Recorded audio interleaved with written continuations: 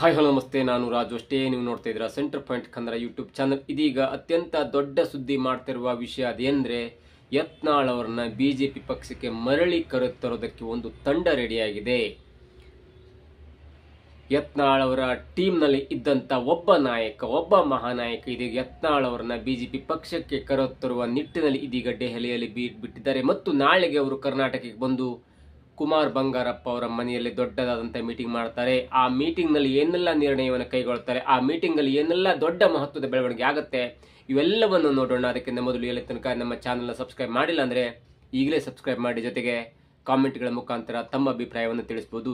S ವೀಕ್ಷಕರೇ, ಕಳೆದ 2-3 ತಿಂಗಳ ಹಿಂದೆ ಬಿಜೆಪಿಯ ಪಕ್ಷ ಹಿಂದೂ ಕಾರ್ಯಕರ್ತರಾದಂಥ ಯತ್ನಾಳ್ ಅವರನ್ನ ಬಿಜೆಪಿಯ ಪಕ್ಷನ ಉಚ್ಚಾಟನೆ ಮಾಡಿತ್ತು ಮತ್ತು ಅದಕ್ಕೆ ಕಾರಣಗಳನ್ನು ಕೂಡ ಕೊಟ್ಟಿತ್ತು. ಮತ್ತು ಆ ಕಾರಣಗಳು ಇಡೀ ಕರ್ನಾಟಕ ಜನರಿಗೆ ಗೊತ್ತಿತ್ತು. ಯತ್ನಾಳ್ ಅವರು ಪದೇ ಪದೇ BSY ಕುಟುಂಬದ ವಿರುದ್ಧ ಮತ್ತು ಬಿಜೆಪಿಗೆ ಮುಜುಗರ ತರುವಂತ ಮಾತನ್ನ ಆಡ್ತಾ ಇದ್ರು. ಅದಾದ ನಂತರ ನೋಟಿಸ್ ಮೇಲೆ ನೋಟಿಸ್ ಕೊಟ್ಟರು ಕೂಡ ನೋಟಿಸ್ಗೆ ಸರಿಯಾದ ಉತ್ತರವನ್ನು ಕೊಡದಂತ ಯತ್ನಾಳ್ ಅವರನ್ನ ಬಿಜೆಪಿ 6 ವರ್ಷಗಳ ಕಾಲ, ಬರೋಬ್ಬರಿ 6 ವರ್ಷಗಳ ಕಾಲ ಉಚ್ಚಾಟನೆ ಮಾಡಿತ್ತು. ಈ ಹಿಂದೆ ಕೂಡ 2015ರಲ್ಲಿ ಬಿಜೆಪಿ ಒಮ್ಮೆ ಉಚ್ಚಾಟನೆ ಮಾಡಿತ್ತು 6 ವರ್ಷಗಳ ಕಾಲ. ಅದಾದ ನಂತರ 2018 ಸುಮಾರಿಗೆ ಆ ಉಚ್ಚಾಟನೆಯ ಆದೇಶವನ್ನು ಮರುಪರಿಶೀಲನೆ ಮಾಡಿ ಅದನ್ನು 3 ವರ್ಷಕ್ಕೆ ಸೀಮಿತಗೊಳಿಸಿ 2018ರ ವೇಳೆಗೆ ಮತ್ತೆ ಅವರನ್ನ ಪಕ್ಷಕ್ಕೆ ಕರೆತಂದು ಬಿಜಾಪುರ ನಗರದಲ್ಲಿ ಟಿಕೆಟ್ ಕೊಟ್ಟು ಮತ್ತೆ ಬಿಜೆಪಿ ಪಕ್ಷನ ಗೆದ್ದಿದ್ರು. ಅದಾದ ನಂತರ ಈಗ ಮತ್ತೆ 6 ವರ್ಷಗಳ ಕಾಲ ಉಚ್ಚಾಟನೆ ಮಾಡಿದ್ದಾರೆ ಬಿಜೆಪಿ ಪಕ್ಷದವರು. ಅದಾದ ನಂತರ ಇದೀಗ ದೊಡ್ಡದಾದಂಥ ಬೆಳವಣಿಗೆ ಆಗ್ತದೆ. ಅದೇನಂದ್ರೆ, ಕರ್ನಾಟಕದ ಒಬ್ಬ ಮಹಾನಾಯಕ, ಉತ್ತರ ಕರ್ನಾಟಕದ ಮಹಾನಾಯಕ, ಅದರಲ್ಲೂ ಯತ್ನಾಳ್ ಅವರಿಗೆ ಬೇಕಾದಂತ ಮತ್ತು ಯತ್ನಾಳ್ ಟೀಮ್ ನಲ್ಲಿ ಗುರುತಿಸಿಕೊಂಡಂತ ಅಥವಾ ರೆಬಲ್ ಟೀಮ್ ಅಲ್ಲಿ ಗುರುತಿಸಿಕೊಂಡಂತ, ಜೊತೆಗೆ BSY ಅವರ ಪುತ್ರರಾದಂಥ ವಿಜಯೇಂದ್ರ ಅವರ ವಿರುದ್ಧ ಸಿಡಿದು ನಿಂತಿದ್ದಂತ ಒಬ್ಬ ಮಹಾನಾಯಕ, ಕಾಂಗ್ರೆಸ್ ನಿಂದ ಬಂತ ಒಬ್ಬ ಮಹಾನಾಯಕ ಇದೀಗ ಯತ್ನಾಳ್ ಅವರನ್ನ ಕರೆತರಲೇಬೇಕು ಅನ್ನೋ ದೃಷ್ಟಿಯಲ್ಲಿ ದೆಹಲಿಯಲ್ಲಿ ಬೀಳ್ಬಿಟ್ಟಿದ್ದಾರೆ. ಆ ಮಹಾನಾಯಕನಿಗೆ ಸಾಥ್ ಕೊಟ್ಟವರು ಅದು ಯಾರಂದ್ರೆ, ಯಡಿಯೂರಪ್ಪನವರ ಅಸಿಸ್ಟೆಂಟ್ ಆಗಿದಂತ, ಯಡಿಯೂರಪ್ಪನವರ PA ಆಗಿದ್ದಂತ ಮತ್ತು ಬಿಜೆಪಿಯ ಪಕ್ಷದಿಂದ ಹೊರಗೆ ಹೋಗಿ JDS ಪಕ್ಷದಿಂದ ನಿಂತಿದ್ದಂತ NR ಸಂತೋಷ್ ಅವರು.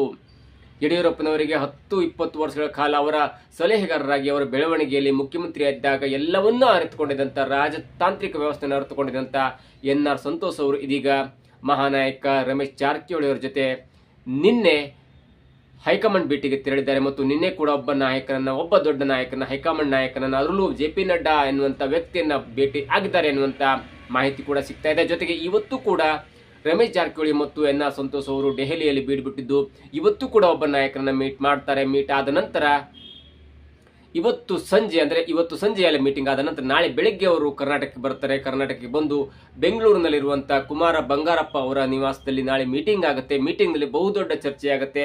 ಆ ಮೀಟಿಂಗ್ ನಲ್ಲಿ ಯಾರು ಭಾಗವಹಿಸ್ತಾರೆ ಅನ್ನೋದು ಈಗಾಗಲೇ ನಿಮ್ಗೆ ತಿಳಿದಿರುತ್ತೆ. ಯಾಕಂದ್ರೆ ರೆಬಲ್ ಟೀಮ್ ನ ಪ್ರತಿಯೊಬ್ಬ ಸದಸ್ಯರು ಭಾಗವಹಿಸ್ತಾರೆ. ಅದರಲ್ಲಿ ಪ್ರತಾಪ್ ಸಿಂಹ ಆಗಿರ್ಬೋದು, ಕುಮಾರ್ ಬಂಗಾರಪ್ಪ ಆಗಿರ್ಬೋದು, BP ಹರೀಶ್ ಆಗಿರ್ಬೋದು, ಸಿದ್ದೇಶ್ವರ್ ಆಗಿರ್ಬೋದು, ಅರವಿಂದ್ ಲಿಂಬಾವಳಿ ಆಗಿರ್ಬೋದು, ಹಾಗೆ ಅನೇಕ ಬಿಜೆಪಿಯ ನಾಯಕರು, ಅದರಲ್ಲೂ ರೆಬಲ್ ನಾಯಕರು ರಮೇಶ್ ಜಾರಕಿಹೊಳಿ ಅವರ ಜೊತೆ ಮೀಟಿಂಗ್ ಮಾಡ್ತಾರೆ. ಅದರಲ್ಲೂ ಕುಮಾರ್ ಬಂಗಾರಪ್ಪ ಅವರ ನಿವಾಸದಲ್ಲಿ ರಮೇಶ್ ಜಾರಕಿಹೊಳಿ ಅವರ ನೇತೃತ್ವದಲ್ಲಿ ಮೀಟಿಂಗ್ ಆಗುತ್ತೆ. ಆ ಮೀಟಿಂಗ್ ನಲ್ಲಿ ಯತ್ನಾಳ್ ಅವರನ್ನು ಹೇಗೆ ಕರೆತರಬೇಕು, ಯಾವೆಲ್ಲ ತಂತ್ರವನ್ನು ಈಗಾಗಲೇ ಉಪಯೋಗಿಸಿಕೊಂಡಿದ್ದೇವೆ. ಜೊತೆಗೆ ಮೇಲ್ನೋಟಕ್ಕೆ ಅದು ಪಕ್ಷದ ಒಳಗಿನ ಕಾರ್ಯಕ್ರಮವಂತ ಬಿಂಬಿಸಲ್ಪಡುತ್ತೆ. ಯಾಕಂದ್ರೆ ನಾಳೆ ಕುಮಾರ ಬಂಗಾರಪ್ಪ ಅವರ ನಿವಾಸದಲ್ಲಿ ಏನೆಲ್ಲ ಮೀಟಿಂಗ್ ಆಗುತ್ತೆ ಅಂದ್ರೆ, ಅದು ಯತ್ನಾಳ್ ಅವರ ಕರೆತರೋದು ಹೇಗೆ ಅನ್ನುವುದ ಮೀಟಿಂಗ್ ಆಗುತ್ತೆ. ಆದ್ರೆ ಬಹಿರಂಗವಾಗಿ ಮಾಧ್ಯಮದ ಜೊತೆ ಮಾತಾಡುವಾಗ ಅವ್ರು ಹೇಳೋದೊಂದೇ, ಇಲ್ಲ ನಮ್ಮ ವಕ್ಫ್ ಹೋರಾಟ ಈಗ ಪೂರ್ಣಗೊಂಡಿದೆ. ಒಪ್ಪು ಹೋರಾಟಕ್ಕೆ ಮಸೂದೆ ಮಂಡನೆ ಆದ ನಂತರ ಇದೀಗ ರಾಷ್ಟ್ರಪತಿಯವರ ಅಂಕಿತವಾಗಿದೆ. ಸುಪ್ರೀಂ ಕೋರ್ಟ್ನಲ್ಲೂ ಕೂಡ ಅದಕ್ಕೆ ಯಾವುದೇ ತಡೆಯಾಜ್ಞೆ ಆಗಲ್ಲ. ಯಾವುದೇ ವಿರೋಧಿಗಳು ಅಲ್ಲಿ ತಡೆಯಾಜ್ಞೆ ಕೋರಿ ಅದಕ್ಕೆ ಮನವಿಯನ್ನು ಸಲ್ಲಿಸಿದ್ರು ಕೂಡ, ಅರ್ಜಿಯನ್ನು ಸಲ್ಲಿಸಿದ್ರು ಕೂಡ ಅದಕ್ಕೆ ತಡೆಯಾಜ್ಞೆ ಬರಲ್ಲ. ಹಾಗಾಗಿ ನಮ್ಮ ಹೋರಾಟಕ್ಕೆ ಜಯ ಸಿಕ್ಕಿದೆ ಎನ್ನುವ ರೀತಿಯಲ್ಲಿ ಮಾಧ್ಯಮಗೋಷ್ಠಿಯನ್ನು ನಡೆಸಬಹುದು. ಜೊತೆಗೆ ಬಾಂಗ್ಲಾ ವಲಸಿಗರು ಕೋಲ್ಕತ್ತಾ ಮತ್ತು ನಮ್ಮ ಕರ್ನಾಟಕದಲ್ಲಿ ಯಾವೆಲ್ಲ ರೀತಿಯ ಹಾವಳಿ ಮಾಡಿದ್ದಾರೆ ಮತ್ತು ಅವರನ್ನ ವಾಪಸ್ ಬಾಂಗ್ಲಾಕ್ಕೆ ಕಳಿಸುವ ನಿಟ್ಟಿನಲ್ಲಿ ಯಾವೆಲ್ಲ ಪ್ರಯತ್ನವನ್ನು ಮಾಡಬೇಕು, ಯಾವೆಲ್ಲ ಸಹಾಯವಾಣಿಯನ್ನು ಮಾಡಿಕೊಂಡು ನಮ್ಮ ಕರ್ನಾಟಕದಲ್ಲಿ ಬೇರೆ ಬೇರೆ ರಾಷ್ಟ್ರದಿಂದ ಬಂದಂತ ವಲಸಿಗರನ್ನ ಯಾವ ರೀತಿಯಲ್ಲಿ ಮಟ್ಟ ಹಾಕಿ ವಾಪಸ್ ಕಳಿಸ್ಬೇಕಲ್ಲ, ಆ ದೃಷ್ಟಿಯಲ್ಲಿ ಮೀಟಿಂಗ್ ಮಾಡಿ ಅದನ್ನ ಕೂಡ ಅವರು ಮಾಧ್ಯಮ ಗೋಷ್ಠಿಯಲ್ಲಿ ಹೇಳುವಂತ ಸಾಧ್ಯತೆ ಇದೆ. ಒಂದು, ವಕ್ಫ್ ಹೋರಾಟದಲ್ಲಿ ಸಿಕ್ಕಂತ ಜಯ. ಎರಡನೇದಾಗಿ, ಅಕ್ರಮ ವಲಸಿಗರನ್ನ ವಾಪಸ್ ಕಳಿಸುವ ನಿಟ್ಟಿನಲ್ಲಿ ನಾವು ಯಾವೆಲ್ಲ ಕ್ರಮವನ್ನು ಕೈಗೊಳ್ಳಬೇಕು ಎನ್ನುವ ದೃಷ್ಟಿಯಲ್ಲಿ ಈ 2 ಮಹತ್ವದ ಬೆಳವಣಿಗೆ ಬಗ್ಗೆ ಮಾತನಾಡುವಂತ ಸಾಧ್ಯತೆ ಇದೆ. ಆದರೆ ಒಳಗಾಗುವ 3ನೇ ಕೆಲಸ ಅದೇನೆಂದ್ರೆ, ಯತ್ನಾಳ್ ಅವರನ್ನ ಹೇಗೆ ವಾಪಸ್ ಕರ್ಕೊ ಬರಬೇಕು ಎನ್ನುವ ದೃಷ್ಟಿಯಲ್ಲಿ ಬಹುದೊಡ್ಡದಾದಂತ ಮೀಟಿಂಗ್ ಕೂಡ ಆಗುವಂತ ಸಾಧ್ಯತೆ ಇದೆ. ಹೀಗಾಗಿ ಯತ್ನಾಳ್ ಮತ್ತು ರಮೇಶ್ ಜಾರಕಿಹೊಳಿ ಅವರ ನಡುವೆ ಇರುವಂತಹ ಒಂದು ಸ್ನೇಹ ಇದೆಯಲ್ಲ, ಅವರು ಯತ್ನಾಳ್ ಅವರು ಉಚ್ಚಾಟನೆ ಆದ ನಂತರನೂ ಕೂಡ ಹೇಳಿದ್ರು, ಯತ್ನಾಳ್ ಅವರೇ ಸ್ವಲ್ಪ ಸಮಾಧಾನದಿರಿ, ನಾನು ನಿಮ್ಮನ್ನ ಹೇಗಾದ್ರೂ ಮಾಡಿ ವಾಪಸ್ ಕರ್ಕೊ ಬರ್ತೇನೆ. ನನಗೆ ಮಹಾರಾಷ್ಟ್ರದ ಮುಖ್ಯಮಂತ್ರಿ ಆಗಿರುವಂತಹ ದೇವೇಂದ್ರ ಫಡ್ನವೀಸ್ ಅವರು ಆತ್ಮೀಯರಾಗಿದ್ದಾರೆ. ಅವ್ರ ಮುಖಾಂತರ ಅಮಿತ್ ಶಾ ಅವ್ರ ಜೊತೆ ಹೇಳ್ತೇನೆ, ಅವರ ಮುಖಾಂತರ ನಾನು JP ನಡ್ಡಾ ಅವ್ರ ಜೊತೆ ಹೇಳ್ತೇನೆ. JP ನಡ್ಡಾ ಅವರು ನನಗೆ ನೇರವಾಗಿ ಕಾಂಟ್ಯಾಕ್ಟ್ ಸಿಗ್ತಾರೆ. ಹಾಗಾಗಿ ಅವರ ಏನು ಸಮಸ್ಯೆ ಇಲ್ಲ, ನಮಗೆ ಸಮಸ್ಯೆ ಇರುವುದು ಅಮಿತ್ ಶಾ ಅವರು. ಹಾಗಾಗಿ ಅಮಿತ್ ಶಾ ಅವರ ಮನಸ್ಸನ್ನ ಒಲಿಸಬೇಕಂದ್ರೆ, ಮನವನ್ನ ಪರಿವರ್ತನೆ ಮಾಡ್ಬೇಕಂದ್ರೆ ಅದು ದೇವೇಂದ್ರ ಫಡ್ನವೀಸ್ ಅವರ ಮುಖಾಂತರ ಮಾತ್ರ ಸಾಧ್ಯ ಎನ್ನುವಂತ ಮಾತನ್ನು ಕೂಡ ಅವರಿಗೆ ಹೇಳಿದ್ದಾರೆ ಎನ್ನುವಂತ ಮಾಹಿತಿ ಕೂಡ ಸಿಗ್ತಿದೆ. ಹೀಗಾಗಿ ದೆಹಲಿಗೆ ಹೋದಂತ ರಮೇಶ್ ಜಾರಕಿಹೊಳಿ ಮತ್ತು NR ಸಂತೋಷ್ ಯಾವ ನಾಯಕರನ್ನ ಮೀಟ್ ಮಾಡಿದ್ದಾರೆ ಎನ್ನುವುದು ಈಗ ಕುತೂಹಲದ ಸಂಗತಿಯಾಗಿದೆ. ಆದ್ರೆ ಒಂದು ಮಟ್ಟಿನ ವಿಚಾರ ಅಂದ್ರೆ, ಏನಾದ್ರೂ ಮಾಡಿ ರಮೇಶ್ ಜಾರಕಿಹೊಳಿ ಅವರ ಮಾತನ್ನ ಕೇಳಿ ಅಮಿತ್ ಶಾ ಮತ್ತು JP ನಡ್ಡಾ ಅವರನ್ನ ಯತ್ನಾಳ್ ಅವರನ್ನ ವಾಪಸ್ ಬಿಜೆಪಿ ಕರೆತಂದ್ರೆ ಮುಂದಿನ ಆಗು ಹೋಗುಗಳ ಬಗ್ಗೆ ಕೂಡ ಇದೀಗಾಗಲೇ ದೊಡ್ಡ ಚರ್ಚೆ ನಡೆದಿದೆ. ಯಾಕಂದ್ರೆ ಈಗ ಇರುವಂತ ರೆಬಲ್ ಟೀಮ್ನವರಿಗೆ ಯಾರಿಗೂ ಕೂಡ ಬಿಜೆಪಿ ಮೋಸ ಮಾಡಿರಲಿಲ್ಲ ನೋಡಿ. ಪ್ರತಾಪ್ ಸಿಂಹ ಅವರಿಗೆ ಟಿಕೆಟ್ ತಪ್ಪಿಸಿದ್ದು ಒಂದು ಸ್ವಲ್ಪ ಬೇಜಾರನ್ನ ಸಂಗತಿಯನ್ನು ಬಿಟ್ಟಿದ್ರೆ, ನಿಮಗೆ ಕುಮಾರ್ ಬಂಗಾರಪ್ಪ ಅವರಿಗೆ ಟಿಕೆಟ್ ಕೊಟ್ಟಿತ್ತು, ಆದ್ರೆ ಅವರು ಸೋತರು. ಅರವಿಂದ್ ಲಿಂಬಾವಳಿ ಅವರಿಗೆ ಟಿಕೆಟ್ ತಪ್ಪಿಸಿ ಅವರ ಪತ್ನಿಯವರಿಗೆ ಟಿಕೆಟ್ ಅನ್ನು ಕೊಡ್ತು, ಅವರು ಕೂಡ ಗೆದ್ರು. ಆನಂತರ GM ಸಿದ್ದೇಶ್ವರಿಗೆ ಟಿಕೆಟ್ ತಪ್ಪಿಸಿ ಅವರ ಪತ್ನಿಗೆ ಟಿಕೆಟ್ ಅನ್ನು ಕೊಡ್ತು, ಆದ್ರೆ ಅವರು ಸೋತರು. BP ಹರೀಶ್ ಅವರಿಗೆ ಟಿಕೆಟ್ ಕೊಡ್ತು ಮತ್ತು ಅವರು ಗೆದ್ರು ಕೂಡ. ಹಾಗಾಗಿ ಇಲ್ಲಿ ಯಾವುದೇ ಕಾರಣಕ್ಕೂ ಕೂಡ ಇಲ್ಲಿ ರೆಬಲ್ ಟೀಮ್ ನಲ್ಲಿ ಗುರುತಿಸಿಕೊಂಡಂತ ಯಾವ ನಾಯಕರು ಕೂಡ ಬಿಜೆಪಿ ಮೋಸ ಮಾಡದ ರೀತಿಯಲ್ಲಿ ಇಲ್ಲ. ಆದ್ರೆ ಪ್ರತಾಪ್ ಸಿಂಹನ ವಿಚಾರದಲ್ಲಿ ಬರುವಾಗ ಮಾತ್ರ ಎಲ್ಲೋ ಒಂದ್ ಕಡೆ ಬಿಜೆಪಿ ಯಾವುದೋ ಒಂದು ದೊಡ್ಡ ಲೆಕ್ಕಾಚಾರ ಅಂತ ಹಿಂದೆ ಅಥವಾ ಯಾವುದೋ ಒಂದು ಬೇರೆ ಪಕ್ಷದವರ ಒತ್ತಾಯಕ್ಕೆ, ಅದರಲ್ಲೂ JDS ಪಕ್ಷದವರ ಒತ್ತಾಯಕ್ಕೆ ಮಣಿದು ಪ್ರತಾಪ್ ಸಿಂಹ ಅವರನ್ನ ದೂರ ಇಡ್ತಾ ಎನ್ನುವಂತ ಮಾತು ಕೂಡ ಕೇಳಿ ಬರ್ತದೆ. ಇವೆಲ್ಲವನ್ನ ಒಂದು ಕಡೆ ನೋಡೋದಾದ್ರೆ, ಒಂದು ವೇಳೆ ಯತ್ನಾಳ್ ಅವರನ್ನ ಬಿಜೆಪಿಗೆ ಕರಿತಂದ್ರೆ ಮತ್ತೆ ಮುಂದೆ ಯಾವೆಲ್ಲ ಅನಾಹುತ ಆಗ್ಬೋದು ಅಥವಾ ಯಾವೆಲ್ಲ ಬೆಳವಣಿಗೆ ಆಗ್ಬೋದು, ಯಾವೆಲ್ಲ ಒಳ್ಳೇದಾಗ್ಬೋದು ಎನ್ನುವ ಈ ತೂಕಬದ್ಧ ತರ್ಕಬದ್ಧ ಚರ್ಚೆ ಕೂಡ ಆಗ್ಲಿದೆ ಎನ್ನುವುದು ಇದೀಗ ಸಿಕ್ಕಂತ ಮಾಹಿತಿ. ಏನೇ ಆಗ್ಲಿ ಅವೆಲ್ಲವನ್ನು ಬಿಟ್ಟು ಯತ್ನಾಳ್ ಅವರನ್ನ ಮತ್ತೆ ಮಾತಿನಿಂದ ಸುಮ್ಮನೆ ಇರಿಸುವುದು ಅತ್ಯಂತ ಕಷ್ಟದ ಕೆಲಸ. ಈಗಾಗಲೇ ಅವರು ಹೇಳ್ತಾ ಇದ್ದಾರೆ, ನಾನು ಎಲ್ಲೇ ತನಕ ನಾನು ಬಿಜೆಪಿ ಬರಲ್ಲ ಅಂದ್ರೆ ಅಪ್ಪ ಮಗ ಇಬ್ರು ಜೈಲಿಗೆ ಹೋಗೋ ತನಕ ನಾನು ಮತ್ತೆ ಬಿಜೆಪಿ ಕಾಲಿಡಲ್ಲ ಎನ್ನುವಂತ ಮಾತು ಕೂಡ ಹೇಳ್ತಾ ಇದ್ದಾರೆ. ಇವೆಲ್ಲವನ್ನ ನೋಡ್ತಾ ಇದ್ರೆ ಯತ್ನಾಳ್ ಅವರನ್ನ ಮತ್ತೆ ಬಿಜೆಪಿಗೆ ಕರೆತರುವ